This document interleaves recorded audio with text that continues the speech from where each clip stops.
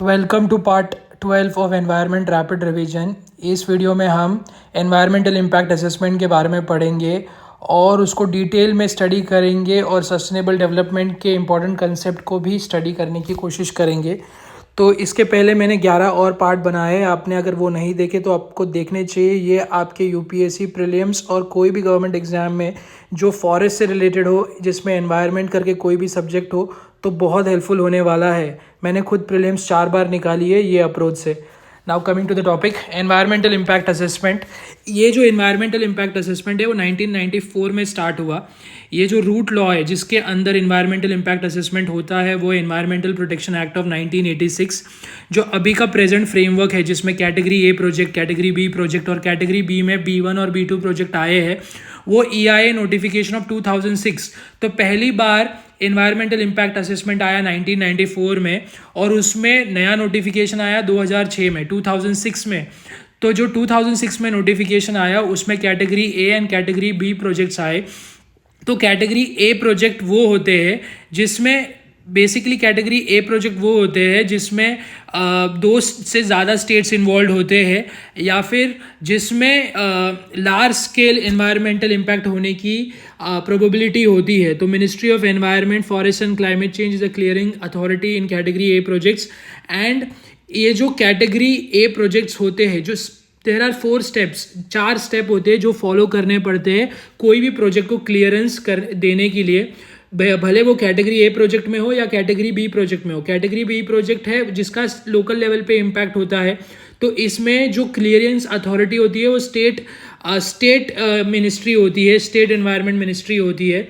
और जो category B project है उसको B1 और B2 में आगे सब डिवाइड किया जाता है। B1 में अगर प्रोजेक्ट फॉल करता है तो उसकी EIA स्टडी कंपलसरी होती है। B2 में होता है तो EIA स्टडी कंपलसरी नहीं होती।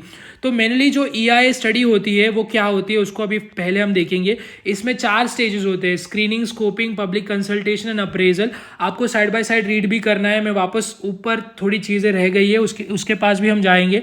तो जो EIA प्रोसेस होती है उसमें सबसे इंपॉर्टेंट है स्क्रीनिंग। तो बेसिकली पहले डिसाइड होता है कि इस प्रोजेक्ट में, अगर माइनिंग का प्रोजेक्ट है, हाईवे का प्रोजेक्ट है, कोई एयरपोर्ट बनाना है, जिसमें जैसे नवी मुंबई एयरपोर्ट बनाने के टाइम मैंग्रोव्स को डिस्ट्रॉय किया गया था, मैंग्रोव फॉरेस्ट को डिस्ट्रॉय होने की संभावना थी। तो स्क्रीनिंग में बेसिकली क्या होता है कि वो देखते हैं कि वेदर इसमें इन्वायरमेंटल इम्पैक्ट असेसमेंट करने की ज़रूरत है या नहीं। फिर स्कोपिंग में देखते हैं कि अगर ज़रूरत है तो बेसिकली इसमें कौन से प्रॉब्लम्स है जो आइडेंटिफाई वो कर सकते हैं। फिर जो प्रॉब्लम्स आइडेंटिफाई हुए उस पर पब्लिक के साथ कंसल्टेशन होता है, डिस्कशन होता है, और जो भी पब्लिक के प्रॉब्लम्स होते हैं वो उसको आइडेंटिफाई करते हैं, उसको हाईलाइट करते हैं। फिर वो सारी चीज़ें जो डिस्कशन है, ये discussion mainly state pollution control board करता है। ये स्टेट पोल्यूशन कंट्रोल बोर्ड ये पब्लिक कंसल्टेशन करवा के एक्सपर्ट अप्रेजल कमेटी को रिपोर्ट सौंपता है, जिसमें टॉप इकोलॉजिस्ट या एनवायरमेंटल साइंटिस्ट स्टेट गवर्नमेंट के, सेंट्रल गवर्नमेंट के ऑफिशियल्स होते हैं। तो वो फिर फाइनली डिसाइड करते कि ये प्रोजेक्ट को पास करना है या फेल करना है। अगर प्रोजेक्ट इन्वायरमेंटल इम्पैक्ट असेसमेंट में फेल हो गया तो फिर वो प्रोजेक्ट इम्प्लीमेंट नहीं होता। तो बेसिकली जो नोटिफिकेशन आई थी 2006 में एनवायरमेंटल इम्पैक्ट असेसमेंट की, उसने 2 कैटेगरी ऑफ प्रोजेक्ट बनाए, कैटेगरी ए एंड बी।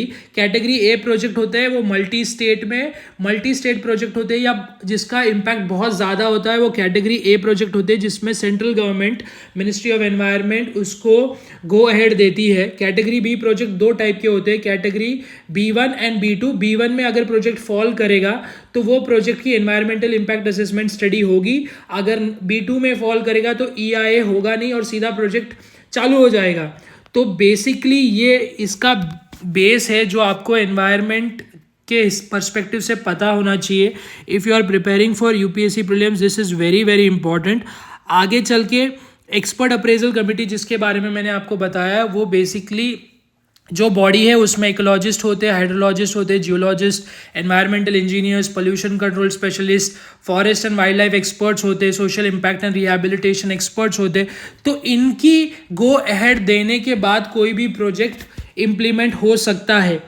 तो बेसिकली आई होप आपको ये स्टेजेस भी समझ आ गए होंगे। उसमें 4 स्टेजेस है: screening, scoping, public consultation and appraisal.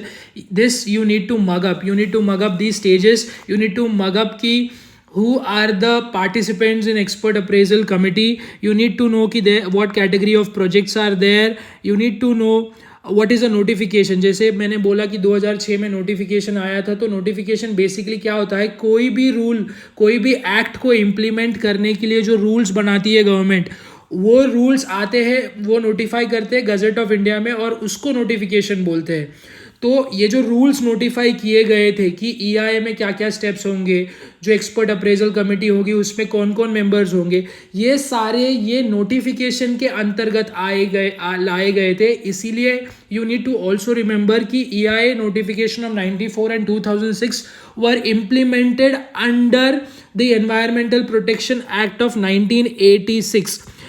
अगर आपको कोई भी डाउट हो तो इसको पॉज करके पढ़ लेना।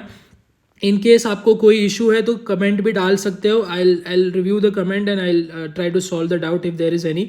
सो I had already told you, जो पब्लिक कंसल्टेशन जो थर्ड स्टेज है इन्वायरमेंटल इम्पैक्ट असेसमेंट की, वो कंडक्ट करता है state pollution control board. And state pollution control board की स्थापना हुई थी वाटर एक्ट ऑफ 1974 के अंतर्गत एंड एयर एक्ट ऑफ 1981। तो ये दोनों जो एक्ट है, वाटर एक्ट और एयर एक्ट, कब लाए गए थे ये बहुत इंपॉर्टेंट है, क्रोनोलॉजी इनकी इंपॉर्टेंट है। पहले आया था वाटर एक्ट 1974 में, फिर आया था एयर एक्ट 1981 में, और उसके बाद आया था एनवायरमेंटल प्रोटेक्शन एक्ट ऑफ 1986।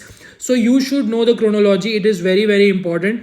अभी ये इंस्टीट्यूशनल इन्वायरमेंटल गवर्नेंस जो है इंडिया में, इसको इम्प्लीमेंट करने के लिए कौन सी बॉडीज़ है, सेंट्रल पोल्यूशन कंट्रोल बोर्ड है, वो वाटर एक्ट 1974 के अंतर्गत लाया गया था। It sets national pollution standards. State pollution control board मैंने ऑलरेडी बताया है, आप यहाँ पढ़ सकते हैं। नेशनल ग्रीन ट्राइब्यूनल आया था 2010 में। ये जो नेशनल ग्रीन ट्राइब्यूनल है, it works on 3 main principles, और वो 3 मेन प्रिंसिपल क्या है, वो है सस्टेनेबल डेवलपमेंट, की प्रॉपर सस्टेनेबल डेवलपमेंट होना चाहिए। डेवलपमेंट के नाम पे यू कैनॉट हार्म एनवायरमेंट, ये पहला प्रिंसिपल है under which NGT gives there verdicts. दूसरा प्रिंसिपल है प्रिकॉशनरी प्रिंसिपल, मतलब अगर कोई भी एनवायरमेंटल हार्म हो रहा है, वो एडवांस में ही उसको प्रिवेंट करना है, ना कि वो हार्म होने के बाद we try to do something.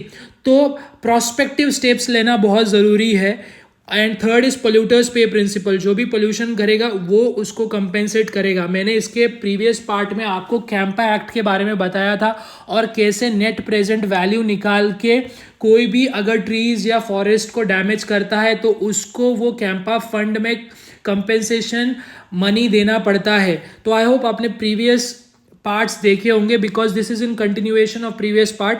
जो सबसे इंपॉर्टेंट इसमें एक और कंसेप्ट है, वो है सस्टेनेबल डेवलपमेंट का। ये जो कंसेप्ट है सस्टेनेबल डेवलपमेंट का, ये रीसेंट कंसेप्ट है। ऑल्दो इंडियन ट्रेडिशन और इंडियन कल्चर में हम बहुत सालों से सस्टेनेबल डेवलपमेंट को प्रैक्टिस कर रहे हैं, लेकिन ये जो वर्ड है वो फॉर्मलाइज हुआ ब्रंटलैंड कमीशन रिपोर्ट ऑफ 1987 के बाद। इन्होंने एक रिपोर्ट लाई थी, आवर कॉमन फ्यूचर, और उसके बाद ये वर्ड सस्टेनेबल डेवलपमेंट बहुत ज़्यादा यूज होने लगा and this word came into existence.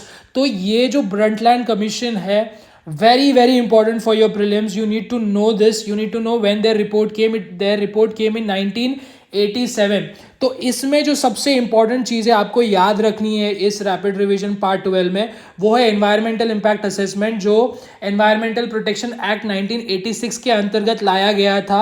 Secondly इसका जो पहला इम्प्लीमेंटेशन हुआ था वो 94 में हुआ था, ईआईए नोटिफिकेशन ऑफ 1994। उसके बाद 2006 की नोटिफिकेशन आई जिसने category A and category B projects बनाए। फिर उसके अंदर 4 स्टेप्स है, screening, scoping, public consultation and appraisal. जो पब्लिक कंसल्टेशन जो थर्ड स्टेप है वो करता है स्टेट पोल्यूशन कंट्रोल बोर्ड। जो एक्सपर्ट अप्रेजल कमेटी है जिसमें बहुत सारे एक्सपर्ट्स होते हैं, वो फाइनल गो अहेड देते हैं ये प्रोजेक्ट इंप्लीमेंट होगा या नहीं उसके लिए। एंड जो स्टेट कैटेगरी बी प्रोजेक्ट्स होते हैं, इसमें वो B1 और B2 में डिवाइड होते हैं। B1 अगर प्रोजेक्ट कैटेगरी में फॉल करता है तो इन्वायरमेंटल इम्पैक्ट असेसमेंट करना ज़रूरी है। अगर B2 कैटेगरी में फॉल करता है तो नहीं करना पड़ता एनवायरमेंटल इम्पैक्ट असेसमेंट। तो आपको रिसेंटली याद होगा government has tried to make changes in environmental impact assessment, जिसकी वजह से उनकी बहुत ज़्यादा क्रिटिसाइज भी हुई थी गवर्नमेंट। एंड इसीलिए आपको ये वीडियो कम से कम 1-2 बार देखना चाहिए ताकि अच्छे से रिवीजन हो। और इन केस कोई डाउट हो तो आप कमेंट में डाल सकते हो। इन केस वीडियो पसंद आया तो लाइक और सब्सक्राइब करना। Thank you for your time.